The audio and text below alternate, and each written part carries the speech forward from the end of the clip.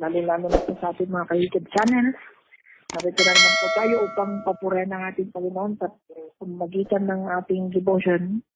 Ayan. At naway mag-enjoy po kayo at makinig hanggang sa matapos po ito. Bago po tayo magsimula, tinatawagan ko na po ang ating opening ko. Walang iba kundi si Brother Joseph Aguilar.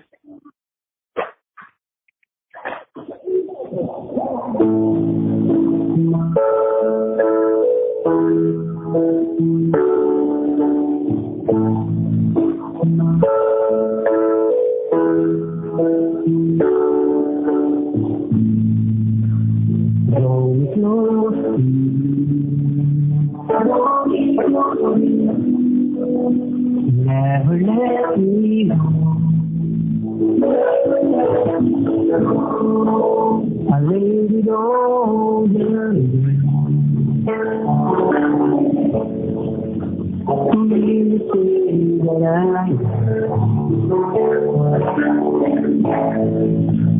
that you are mine.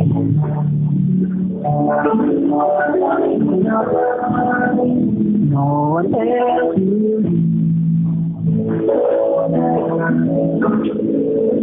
Somebody else to take. You're the one of yours.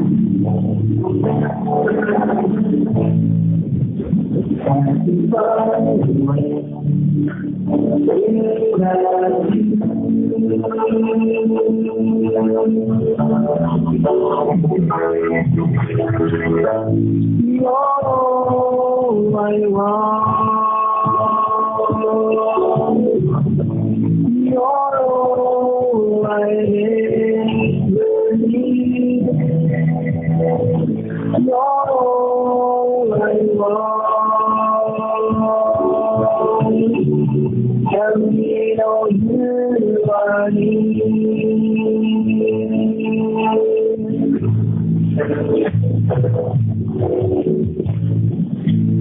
Draw me close,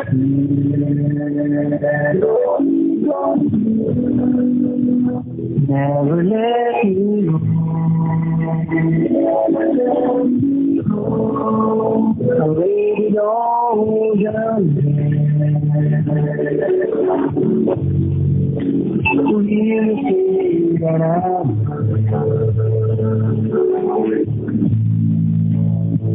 you are mine.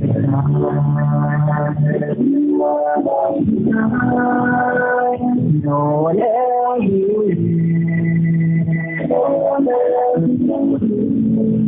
There's nothing else to take. You're the one of yours.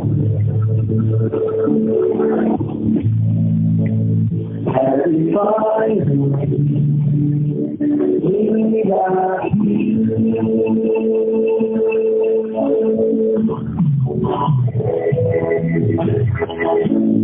you're all I want. You're all I ever need. You're all I want. Tell me all you are you're all I want. You're all I ever need. You're all I want. Tell me all you are tell me all you are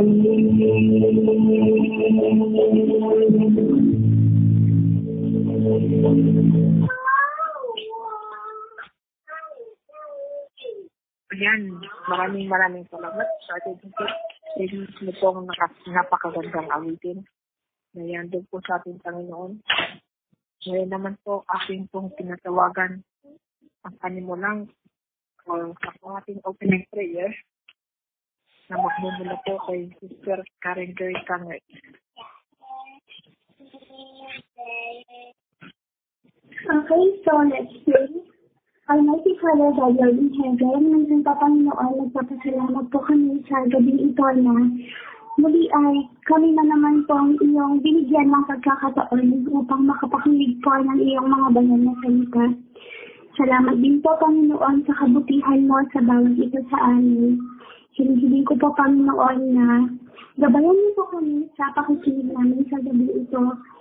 Bigyan niyo po kami, Panginoon, ng wisdom and knowledge at buksan niyo po nawa ang aming puso at kaisipan upang mas maintindihan po namin yung mga mensahe mo po, Panginoon, na nais mo pong isarating sa bawat isa sa amin. Hinihiling ko rin po, Panginoon, na gamitin niyo po nawa ang aming magiging speaker para maipahatid niyo po ng maayos kung ano man po yung bagay na nais niyo pong maunawaan namin. Salamat po, Panginoon, ay hinihiling ko po na sana po ay wala pong maging distraction na maging hadlang sa amin kung pakikinig ng iyong mga banal na salita. Ito po ang aking samad dalangin sa pangalan ni Jesus. Amen. Yes, maraming salamat, Sir Karen Joy. Yan, shout out po muna sa ating mga ka-YouTube channel. Yan. Naway, patuloy po kayo mag-subscribe at mag-like. Ganun din, shout out din sa mga nasa messenger po. Yan. Naway, patuloy po kayo makinig. At ito na po yung ating pinakamahalagang flow ng ating program. Yan, ganun po. Yan, tinatawagan ko na po ang ating pong speaker, wala iba po kundi si Pastor Leo Ferrer. Okay, so magandang gabi po sa ating lahat, mga kapatid. At muli po tayo po ay magpasalamat dahil ang Diyos po ay tunay na tapat po sa bawat isa po sa atin. At sa sandaling ito ay patuloy na tayo po ay inilagay niya upang magkasama-sama, upang makinig po sa kanyang mga salita na nagsisilbing gabay po natin upang patuloy po tayong maging matatag sa kabila po ng mga pagsubok na tulad po ng pandemic na ito.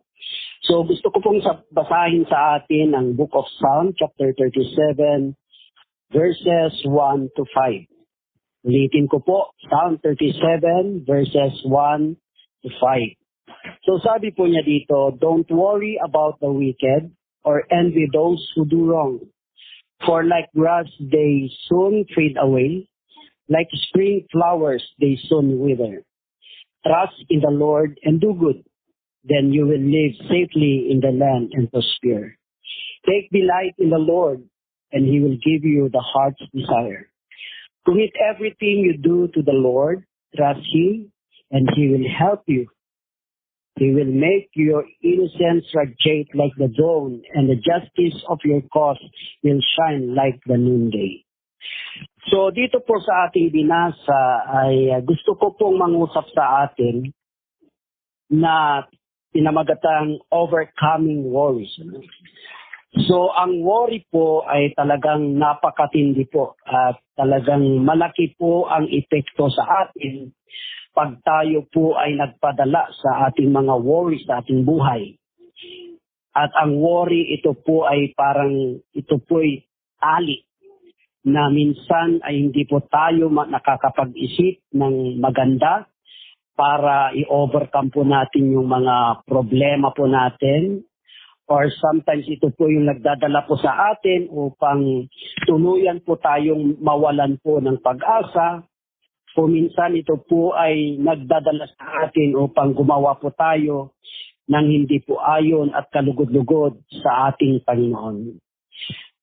So, gusto kong sabihin po dito ay huwag po natin nawa na hayaan na ang mga alalahanin, ang mga worries po natin, ito po yung manatiling mag-control po sa ating buhay. Napakahalaga po na sa ating buhay ay malaman po natin at maging maliwanag sa atin kung ano po yung ating purpose sa mundong ito. At anuman po yung ating mga nararanasan ngayon sa mundong ito, alam natin mga kapatid na tayo po ay temporal lang po dito sa mundong ito. At hindi po tayo nilikha ng Diyos para sa mundo, kundi tayo po ay nilikha ng Diyos para po doon sa kanyang kaharian. Doon po sa piling po ng Diyos. Doon po sa kanyang kaharian. Kaya tayo po ay estranghero lamang po sa mundong ito. Kaya bakit po tayo kailangan po tayo na hayaan natin na ang warring ito ang maghari po sa buhay po natin? Kung ganun na tayo po ay temporal lang po dito. Ang gusto ko pong sabihin sa gabing ito, 3 bagay lamang po ang napakahalaga para sa bawat isa po sa atin ay magawa po nating pagtagumpayan po ang mga warring ito. Napakahalaga po minsan sa buhay po natin na makilala natin kung sino po tayo. Tayo po, sabi niya ayon po sa Bible, tayo po ay anak po ng Diyos. At kung ikaw po ay anak ng Diyos, there is assurance. May assurance po tayo na kailanman ay hindi po tayo pababayaan ng Panginoon. Kaya nga sabi po nga niya sa Bible, look at the birds, they don't reap and sow, and yet your heavenly Father feeds them. Hindi nga sila nagtatanim, hindi nga sila nag-aani, hindi nga sila nag-iipon, pero ang iyong amang nasa langit ay pinapakain sila. Paano pa kayo, higit kayo sa kanila? So tayo po mga kapatid ay hindi po kinakailangan na tayo po ay mangamba o mag-worry po sa katayuan po natin sa ating buhay. Ano man po yung status mo ngayon. Ano man po yung mga nararanasan mo ngayon sa iyong buhay. Ito lamang po ay isang bagay na minsan nagpapakita po sa atin na kung saan sa mga pagkakataong ito ay pinapakita ng Diyos na habang tayo po ay nabubuhay, ang Diyos po ay laging nandyan para tayo po ay gabayan at alalayan sa bawat hamon sa ating buhay. So una sa lahat mga kapatid, na lagi nating tatandaan to overcome worries, number 1 is that we have to trust in the Lord and do good. Kailangan nating magtiwala sa ating Panginoon. Sa pagtitiwala po sa ating Panginoon ay sabi po niya dito, kailangan din nating gumawa ng tama. We have to do good. Kasi minsan po may mga tao po na nananampalataya, naniniwala po sila, na sinasabi po nila nagtitiwala sa Panginoon. But sometimes ito po ay malayo doon po sa kanilang ginagawa, sa kanilang buhay. Kaya't napakaliwanag po dito sa verse 10. Kailangan nating matiwala at sa pagtitiwalang yan nakikita po doon sa ating gawa. Kaya nga may kasabihan, action speaks louder than words. At yung gawang ito kailangan ay ayon po doon po sa kalooban po ng Panginoon. Ang pagtitiwala ito lamang po ay isang simbolo na nagpapakita na tayo po ay walang anumang pag-aalala dahil alam natin na ang Diyos natin ay tapat. Ang Diyos natin po kailanman ay hindi niya tayo pababayaan at hindi po niya tayo iiwan. Tulad po ng buhay po ni Abraham, nang siya po ay tinawag ng Diyos na lisan po niyang kanyang bayan, siya po ay talagang nagtiwala na kahit hindi man nga nakikita yung lugar na kanyang pupuntahan, hindi niya alam kung ano po ang katayuan ng buhay niya pagdating ng araw na siya po ay nandoon sa lugar na ito. Pero dahil po sa kanyang pananampalataya at pagtitiwala sa Diyos na tumawag sa kanya, talagang sinunod po niya ang ating Panginoon. At total trust sa ating Panginoon na kaya niyang ibigay ang kanyang buhay alang-alang sa Panginoon. Ang pagtitiwala mga kapatid ay ito po ay nagbibigay din po sa atin upang ang mga pangako din po ng Diyos sa buhay po natin ay maging realidad sa ating buhay. Unless na tayo mga kapatid ay ibigay natin ang buong tiwala natin sa ating Panginoon, tunay at tapat ang Diyos sa kanyang pangako. Ngunit ang gusto kong sabihin dito, huwag po nating subukan ang Diyos. Huwag mong subukan ang Diyos ng dahil lamang sa mga bagay na mapapala mo sa iyong buhay. Ang pagtitiwala sa Panginoon, may nakikita ka man o wala, ikaw po ay nagtitiwala dahil yan po ang nilalaman ng iyong puso. At dahil yan po ang tunay na pagtitiwala sa ating Panginoon. At sabi po niya, then you will live safely in the land and prosper. Sa pagtitiwala natin sa ating Panginoon, may katapat po na pangako ang Diyos. Sabi niya, then you will live safely in the land and prosper. Sa pandemic po na ito na ating nararanasan mga kapatid sa pananampalataya, totoo po, tunay po, prevention is good. Pero wag po nating alisin na kung saan ang Diyos pa rin po ang siyang may control sa lahat ng bagay. God has given us wisdom para gamitin po natin ito. He has given us intellect para gamitin natin ito para sa tama. Pero ang Diyos pa rin po ang mas may nakakaalam at may hawak sa ating buhay. Kaya't ang pinaka-the best po na gawin po natin, we have to trust the Lord. And surely then, tayo po'y ligtas sa anumang mga karamdaman, anumang mga virus na yan, anumang mga disgrasya at kapahamakan. At hindi lamang po tayo ligtas, hindi lang po tayo safe. Sabi niya dito, and you will prosper. Ikaw ay magtatagumpay sa iyong buhay.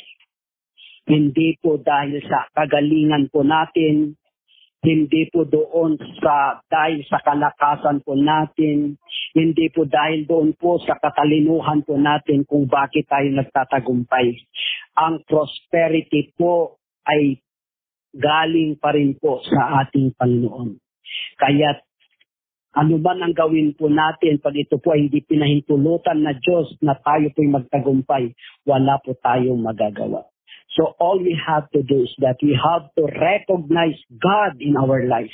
Recognizing God is that we are putting everything sa buhay po natin. We entrust everything to God na alam natin na nakakasigurado tayo that the Lord will surely bless us in everything we do. Number 2 is that we have to take delight in the Lord. Take delight in the Lord and He will give you your heart's desire. Ano po ang ibig sabihin po ng delight? Na tayo po ay dapat manatili sa presensya ng ating Panginoon. Minsan po tayo po ay nadadala sa mga problema po natin. At minsan po dahil po sa ating pangamba, dahil po sa ating pagkatakot, minsan tayo po ay napapalayo sa ating Panginoon. Minsan po dahil sa ating mga problema na dinadala sa ating buhay, na minsan hindi po natin magawa na manatili sa presensya ng Panginoon because we are worried a lot. Nagwo-worry po tayo sa mga bagay-bagay sa buhay po natin. Ngunit hindi natin alam mga kapatid, ng kadahilanan po minsan sa buhay po natin kung bakit tayo nakakaranas ng mga kapighatian, nakakaranas po ng mga circumstances sa ating buhay because tayo po ay malayo sa presensya ng ating Panginoon. Gusto po ng Diyos na tayo po ay manatili sa Kanya.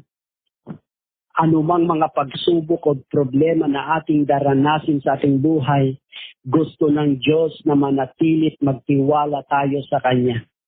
At sabi po niya dito, kung tayo'y nananatili sa Kanya, He will give our heart's desire. Ano ba yung ninanais mo sa buhay mo? Ano bang nilalaman ng puso mo ngayon? Ano ba yung nilalaman ng iyong isipan? Ano ba yung mga ninanais, pinapangarap mo sa iyong buhay na makamit sa iyong buhay? Ito po'y napaka-imposible kung sa ating sariling kagustuhan lamang po. Ito po ay napaka-imposible kung sa sariling kalakasan lang po natin. Ito po ay nagiging imposible at maging realidad sa buhay po natin na makamtan po natin kung tayo ay nagtitiwala sa ating sariling katalinuhan, kakayahan at kalakasan. Ang sabi ng Diyos, delight yourself to God. Kaya't mga kapatid sa pananampalataya, always remember that everything na mayroon sa atin comes from the Lord. At walang anumang bagay na mayroon sa atin na hindi kaloob ng Diyos. Kaya there's no room na tayo po ay lumayo sa Kanya. There's no room po na hindi tayo manatili sa Kanya. Sapagkat ang pananatili sa Kanya nagpapakita po ng buong katapatan, buong tiwala, at buong pag-surrender sa ating Panginoon. We acknowledge that we can do nothing without God in our life. Yes, mga kapatid, sa pananampalataya, wala po tayong magagawa kung wala po ang Diyos po sa ating buhay. That's why we need God in our life. We have to delight in God's presence. We have to delight in God's Word. Sa Kanyang salita, kailangan po na tayo po ay manatili na babad sa Kanyang salita. Na tulad po ni Joshua, na makita po natin that he meditates day and night ang salita po ng ating Panginoon. And it is not only sa kanyang sarili, kundi ito po ay pinagkaloob, ibinahagi niya rin po sa kanyang mga kalahi na pagbasahin, i-meditate day and night po ang salita ng Diyos dahil mismo sa kay Joshua, he experienced kung paano po niya na-experience ang presence ng Panginoon dahil sa kanyang pananatili sa salita ng Panginoon at dahil sa kanyang pananatili sa presensya ng ating Panginoon. Whatever your heart's desire, mga kapatid, sa gabing ito, God is always available and willing para ipagkaloob ang bagay na ito.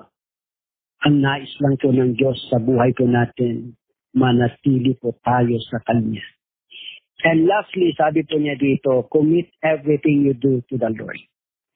Na napakahalaga din po na ang numang bagay na ginagawa po natin sa ating buhay, anuman pong mga plano, anuman pong mga desisyon, maging ang buhay po natin, maging ang mga pangarap po natin, let us commit to the Lord.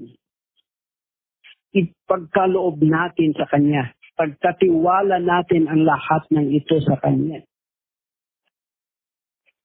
Dahil mas alam ng Diyos kung ano po ang ikakabuti at makakabuti po sa atin.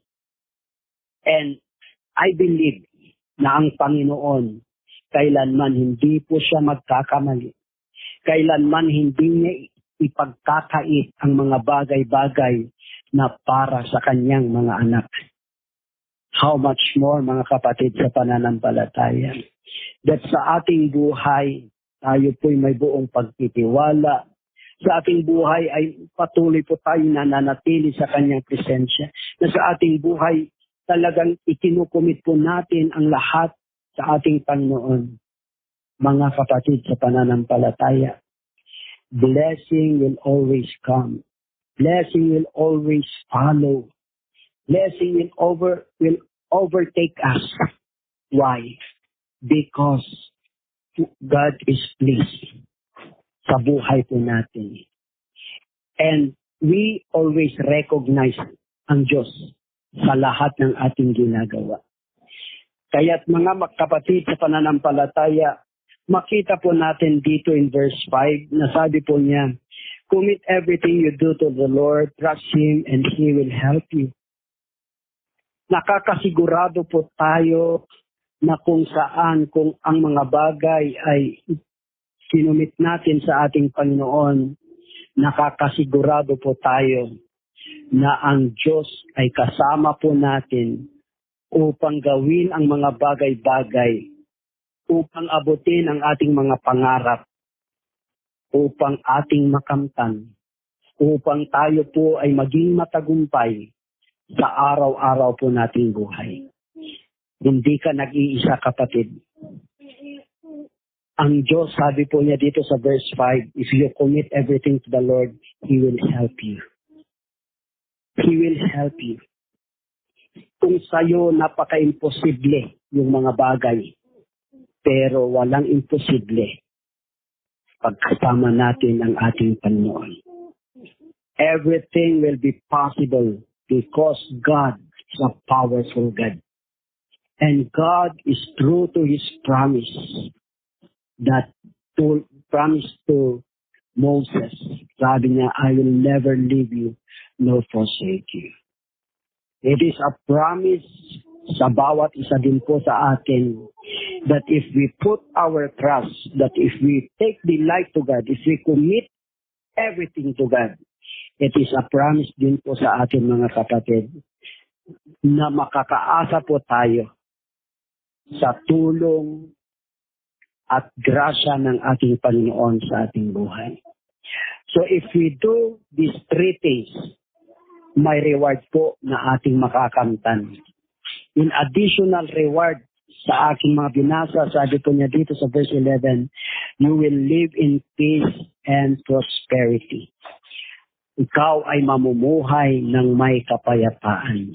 Kahit sa kabila po ng pandemic na ating nararanasan ngayon, sa mga kalungkutan na nangyayari sa mundo po natin ngayon, if we truly trust and commit ourselves to God, we will always experience peace in our life. Number 2 is that, sabi niya sa verse 17, He will take care of you. Aalagaan at iingatan tayo ng ating Panginoon. Dahil tayo po ay pag-aari ng Diyos. Hindi ka pag-aari ng mundong ito. Hindi ka pag-aari ng iyong asawa. Hindi ka pag-aari ng sinuman na pinaglilingkuran mo. Ikaw ay pag-aari ng Diyos. Nandyan lang sila para paagapay, to manage you. Dahil sila din po ay servant ng ating Panginoon. At gagawin din nila at gagampanan kung ano man yung responsibilidad na pinagkaloob po ng Diyos sa kanila. And next in verse 18, sabi niya, receive inheritance that lasts forever.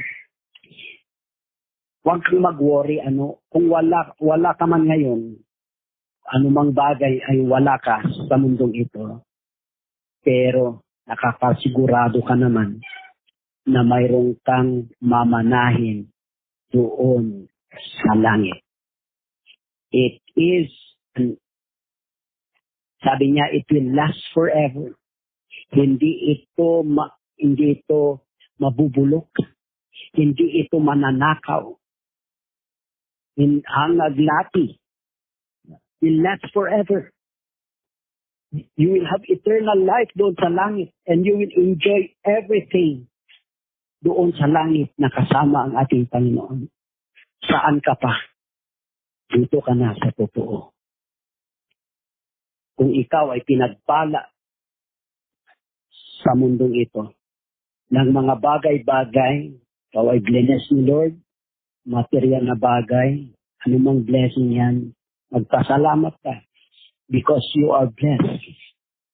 But always remember the Lord bless you for you to be a blessing to others.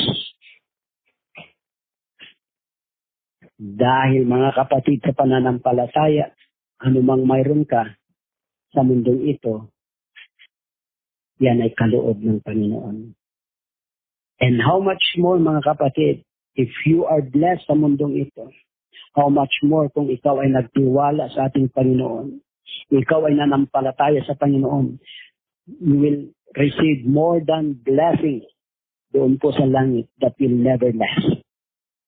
Yung kayamanan sa mundong ito, mawawala.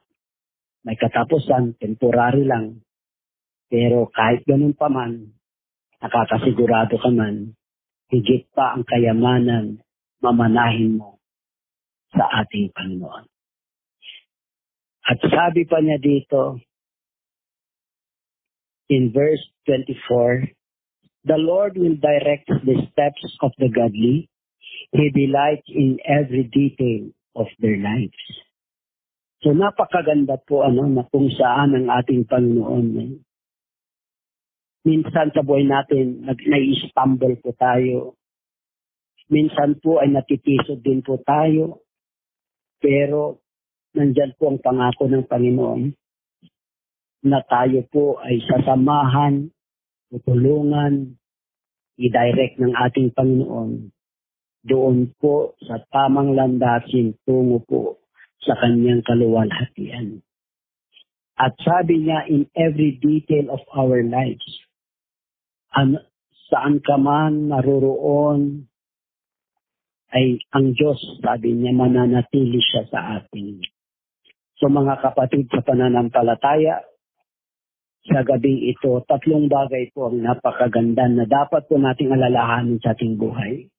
Huwag po tayong mag-worry, but overcome worries sa pamamagitan po ng trust, take delight in the Lord, and committing everything to the Lord. And if we do these 3 things, sabi niya, you have all the rewards na ibibigay ng Diyos sa atin. Kaya't mga kapatid sa pananampalataya, naway ito po ay nagsilbing hamon po sa bawat isa po sa atin, nagsilbing encouragement po sa atin, nagsilbi po na comfort po sa atin. Alam ko sa panahon po natin ngayon, sa pandemic na ito, mayroon din po tayong mga worries. Paano kaya ang mangyayari sa atin sa hinaharap? It's a normal thing po sa buhay po natin na dumarating sa buhay natin na mag-worry po tayo. But sana hindi po ito ang mag-control sa buhay po natin. Lagi nating alalahanin. In every problem, anong laki ba ng problema na hinaharap mo, mas malaki ang Diyos na lumikha ng langit at lupa. At katiting lang po ang problema mo, ikumpara mo sa napakalaking Diyos po natin who owns everything sa mundong ito. So there is nothing to worry about. Why worry if you can pray? Thank you very much, and God bless us all. Ayan, maraming salamat po, Pastor, sa inyo pong napapagaganda pong mensahe po para sa gabi po ito. At pumuli sa ating mga ka-YouTube channel at sa mga dyan po sa Messenger. Yan. Naway po yung nag-enjoy pa rin kayo sa ating pong gawain ngayon. Ayan, lumako na po tayo sa ating insight sa gabi po ito kung sino man po yung may gusto. Ayan. Free na po kayo para magsalita po. Hello po. Yes. Ayan, magandang gabi po, Brother Lawrence, at sa lahat po ng mga nakikinig po sa ating YouTube channel at sa ating Messenger. Sa totoo lang po, habang mag-speak po si Pastor Leo, ay nakaka-relate po ako dun sa naging topic po natin. So, tama po talaga, no? Na kahit po sobrang bigat po ng magsubok na pinagdaraanan natin, is wag po tayong mawawalan ng pag-asa or wag po natin questionin ng ating Panginoon. Kasi hindi po natin alam kung bakit po tayo binigyan ni Lord ng pagsubok na ganito. Siya lang po yung nakakaalam kung ano nga ba po yung purpose niya, no, kung bakit po nangyayari po ito sa atin. Pagamat sa atin po sigurong mga sarili ay meron po tayong mga katanungan kung bakit nga ba tayo binibigyan ni God ng mga ganitong pagsubok, no? Marahil tinatanong natin bakit kaya tayo binibigyan ng ganito, ano kayang gusto niyang mangyari. Parang ang dami-dami nating katanungan na hindi natin alam kung saan tayo kukuha ng sagot. So, wala pong ibang makakasagot po sa mga katanungan na yan kundi ang ating Panginoon lang. So, kaya nga po nang sinabi ni Pastor kanina na dapat po tayong magtiwala sa ating Panginoon. Magtiwala tayo sa anumang kakayahan ng ating Panginoon. Magtiwala tayo sa kanyang dakilang gawa, no? At syempre, sa kabila rin ng mga pagsubok na pinagdaraanan natin ay dapat manatili pa rin tayo sa Kanya. Na panatilihin natin yung paglilingkod natin sa Kanya imbes na magmukmuk tayo sa isang tabi. Imbes na dipipin natin yung mga problema natin ay pagtibayan natin yung paglilingkod natin sa ating Panginoon. At syempre, i-commit din natin lahat-lahat yung mga problema natin sa Kanya at yung mga kalungkutan na pinagdaraanan natin ngayon. Kumbaga, sabihin natin na may mga kaibigan tayo na nasasandalan natin, may mga kaibigan tayo na handang umagapay sa atin, may mga kapamilya tayo na handang mag-encourage sa atin. But iba pa rin pag si Lord yung mag-comfort sa atin kasi sobra-sobra yung pag-comfort ni God.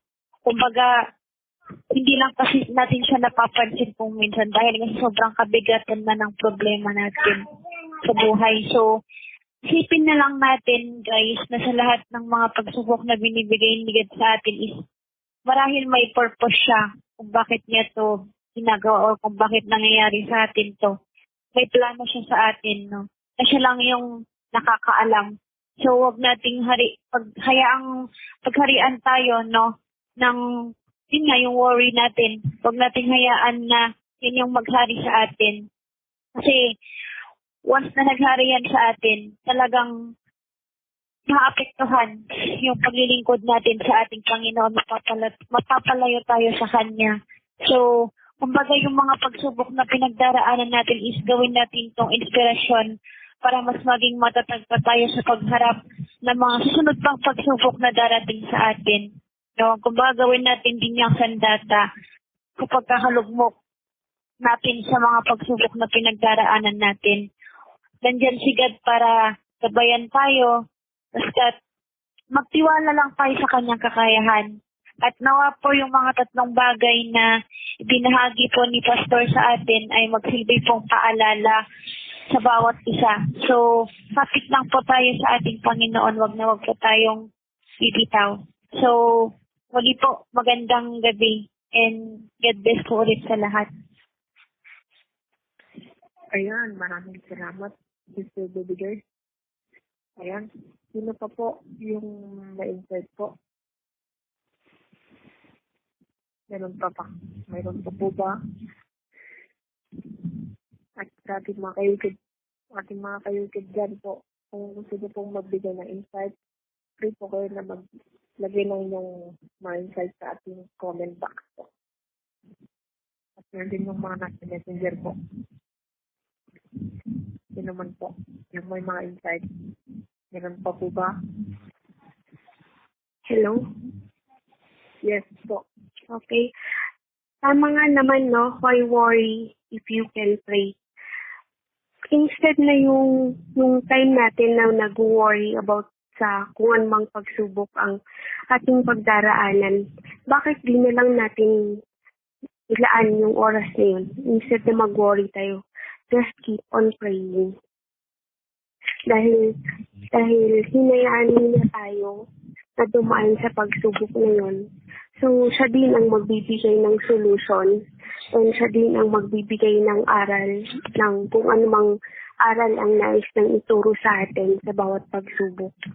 So, wag sana natin kalimutan to pray always. At yun nga, yung instead na yung oras natin sa pag-worry, idaan na lang natin into prayer. Mangusap tayo sa Kanya. Marami tayong katarungan for sure at siya lang ang makakasagot ng mga yun. Ayan. God bless. Ayan po. Maraming salamat po. Yes. Ayan. Ito po.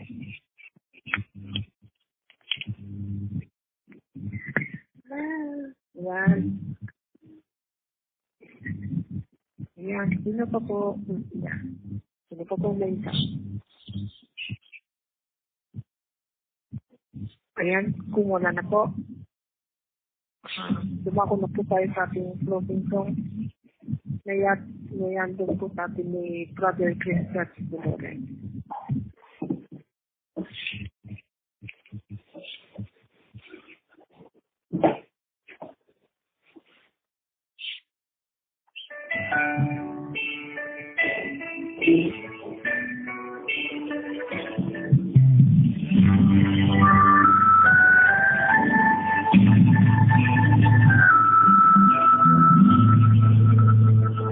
Nagdarasal, nagsusumamo, sana pakinggan ang panalangin ko. Nakikiusap, sana'y tulungan mo na tumagal sa ang buhay ko. Nalulungkot ako at umiiyak. Isang pa ng pag-asa ko'y mabuhay pa. Dahil hiling ko lang, Panginoon, bumaba pa sana ang buhay ko. Di ba sabi mo, magalit lang ako, ikaw ang dakilang manggagamot ko.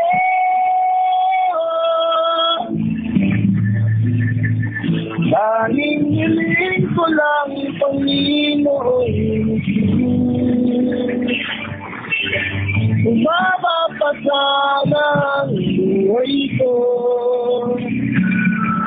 Lumalapit at naniniwala sa'yo, dadalhin ako dahil sa tulong mo.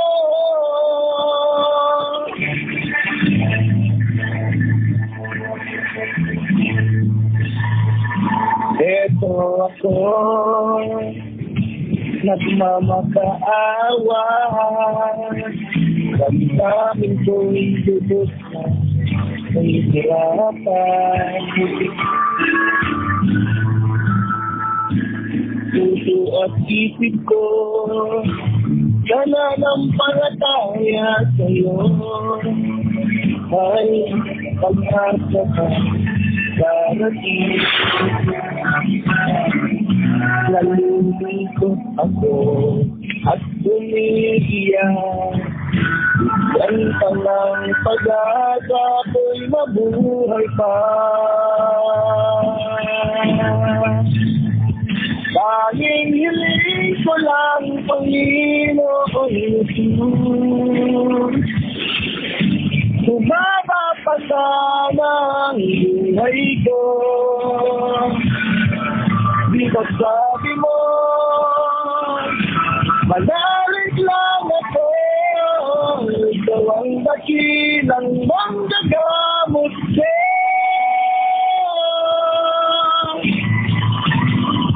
Dahil hiling ko lang, Panginoon, bumaba pa sana ang buhay ko. Lumalapit at naniniwala sa'yo, sa tulong mo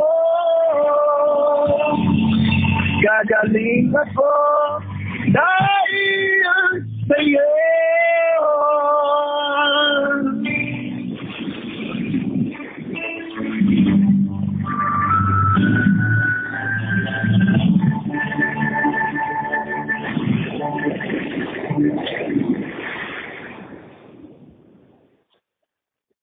Ayun, maraming salamat, Brother Christian, sa inyo pong sinandong nawitin sa kasabit ng Panginoon.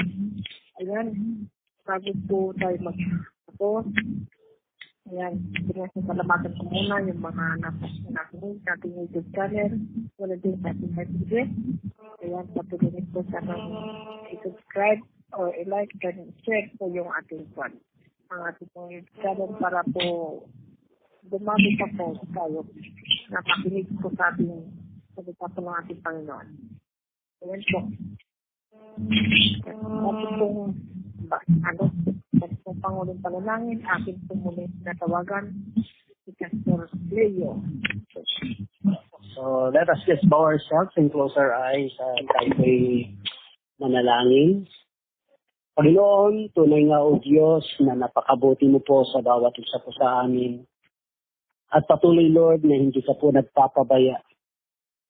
Sa kung saan, Panginoon, ginagamit mo po, Lord, ang mga pagkakataong ito.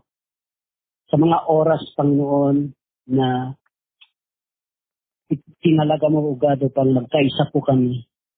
Upang patuloy, Lord, na kami po ay magabayan sa pamamagitan po ng iyong mga salita. Nagsisilbi, O Diyos, ng kalakasan din po ng bawat isa po sa amin. At patuloy, Lord, na nagbibigay sa bawat isa, Lord God, ng katatagan ng aming kalooban upang patuloy na lumaban sa bawat hamon po sa aming buhay. Salamat, Lord, dahil sa katotohanan, Panginoon, na sa kabila po, Lord God, ng mga pagpapagal po namin, sa mga kabila, Lord God, na nararanasan po namin hirap sa buhay po namin, ay may mga nakahanda, O Diyos, sa langit, O God, na para po sa bawat isa po sa amin. Lalong-lalo na po ang buhay na walang hanggan. Ang kaligtasan, Panginoon, na siyang kasagutan, Lord, ng aming pagkukulang sa iyo, Panginoon. Ang buhay mo, Lord, ay inialay mo, O Diyos, ay sa iyong pagmamahal at upang kami ay magkaroon ng kaligtasan.